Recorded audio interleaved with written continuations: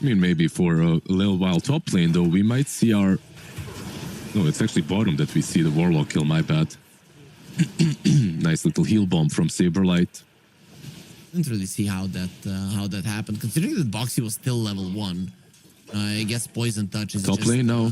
Something that you have to be afraid of, and well, in the top lane, another support is in a lot of trouble, and he will be taken out. This is what you talked about, not respecting the slow of Team Liquid, and they start the game off with the 2-0, which is what we were talking about. That could be a problem. Even Ace is going to be in trouble. He has 10 stick charges, and they want to take it away. Maybe they even take away his life. It does look like it's a scary situation for Ace, and a scary situation for GG to lose 3 of their heroes, maybe even 4. Watson, he used the waveform forward, and just look at how slow he's going to get with the Poison Touch. He's not going to be moving an inch. There's going to be a zap from Boxy there with the Ether Shock to get the 4th kill for Liquid. GG still at 0. Oh, man, 2 losing lanes and a mid lane that's on paper just a bad matchup, and Maladich as well is going to fall here most likely. He does have sticks. Should be fine, right, with the heals and the sticks. Oh, it's a level 1 Poison Touch, so he's gonna be okay. And I thought that the Shadow Shaman has a Hex. I completely forgot about his right-click Hex stuff. Yeah. It's very funky to right-click Hex people. Very annoying. I don't mind that. I love it. I love Shadow Shaman as a hero. Still, though, foul play is the most annoying shit when you play against him. Unreal, man. Ever, yeah. Yeah, like, pretty bad for GG, I have to say. Of course, now Orb of Corrosion isn't there yet for Monkey King, but it's flying out. Actually, boots are coming out to Nisha. Swing for phases with Orb of Frost. It's like this lane is not easy for Tiny. It's not a good matchup, and now you've lost 2 other lanes. So when this happens, you probably want to rotate earlier, or at least be able to understand when your opponents are going to be rotating. So what is it going to be for GG? Do they have kind of a support or maybe a core that can rotate early and change it? They don't. That's the problem. Like their best rotation is on the Tiny.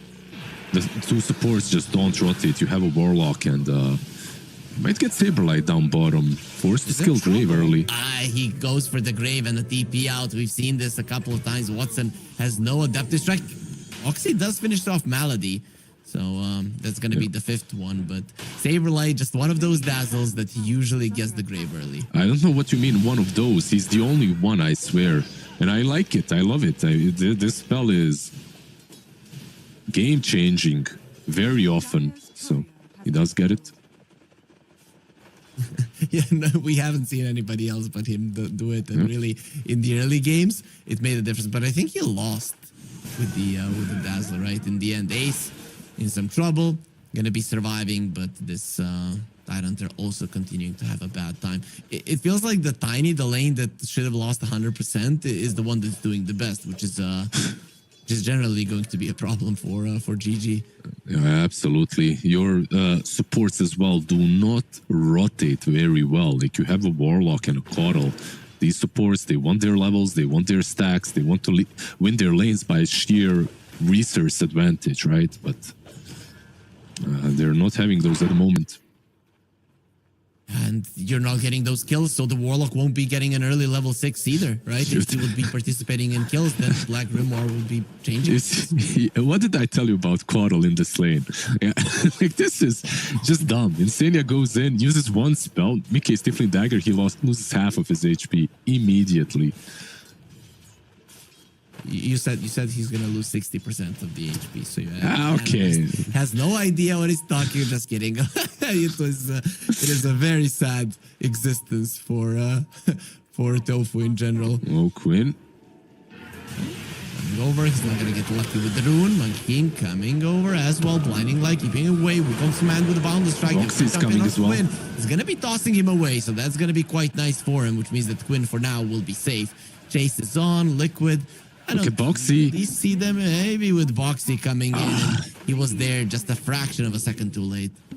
He was so close, but not quite. He's still here though. Wants him onto the Tiny he goes. There's the right click Hex, and now with the shackles from afar, keeping him And Bay and Insania are going to be trying to melt that rock, which is something that they're going to be able to do.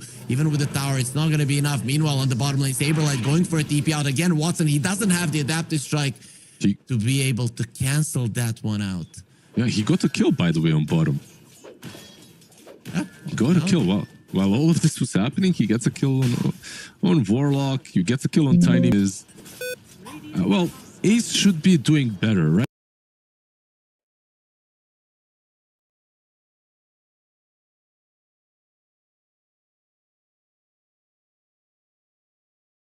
Right? Like, he's got Morbid Mask. This is where the lane changes a little bit. You need to get this Morbid Mask ASAP, and then you can spam Anchor Smash, heal up.